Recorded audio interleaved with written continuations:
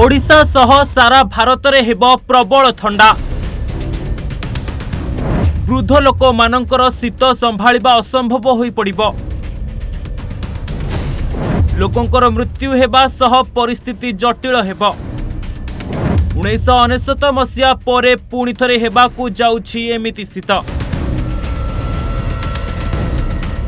एभली शीत हेब जहा आगरु केबे होई नथिबो। प्रबल ठंडा कारणरू लोकंकर मृत्यु हेब। कंबल स्वेटर सबु बाहर करी रखि नियंतु, कारण प्रतिवर्ष ठारू एथर असाधारण भावरे ठंडा बढ़िबा संभावना रहिछि। पाणीपाग विशेषज्ञ देइछंती एमिति किछि चेतावनी। हाड़भंगा शीतरे एथर प्रकम्पित हेब पूरा ओडिशा सह सारा भारत। आउ एहार मूल कारण हेउछि ला निनार प्रभाव। हाँ आज्ञा, राज्य में शीत आरंभ हो साराणी। ठंडा बढ़िबारे लागिछि। किछि दिन मध्यरे राज्य में अहेतुक ठंडा बढ़ी जाइछि।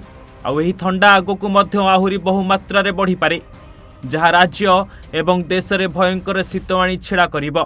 एथर शीत प्रबल प्रबल मात्रा रे हेब। अधिक दिन पर्यंत रहिबो शीत। शीत बढ़िबार कारण हेउछि ला निनार प्रभाव। ला निनार प्रभाव कारणरू प्रशांत महासागर तलभागरे ठंडा पानी प्रवाहित हेउछि, जहाँ बहुत कम समय रे देखिबाकू मिले। एही ठंडा पानी समुद्रर उपर जलवायु को मध्य ठंडा करिबो, जहाँ पाई प्रबल मात्रा रे भारत आड़कू प्रवाहित हेब ठंडा पवन, जोंथिपाई पूरा भारत रे हाड़भंगा शीत आनिबो। एही ला निनार प्रभाव रे हेब प्रबल ठंडा। एमिति ठंडा हेब जहाँ आगुरु केबे होई नथिबो।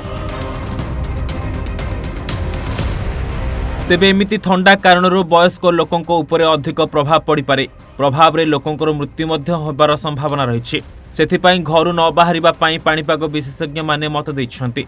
आगकू स्कूल कॉलेज सब बंद होई जाई पारे। ठंडा पड़िले सब ठप होइजिबो। एही ला निना समय पूर्वरु सक्रिय होई जाइछि।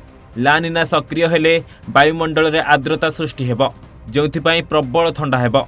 जदि देखिबा ला निना हेले भारत रे प्रबल वर्षा हेबा सह ठंडा होइथाय एवं एल निनो हेबा द्वारा भारत रे बहु कम परिमाण रे वर्षा होइथाय, जोंथिपाई मरुड़ी सृष्टि हुए। Bureau report, Odisha Bhaskar. Yes, the rumors are true. Kind of Sanjay Electronics play Asi Puja and Diwali धमाकेदार sale. So don't miss out the sale and do visit the store now. Happy shopping!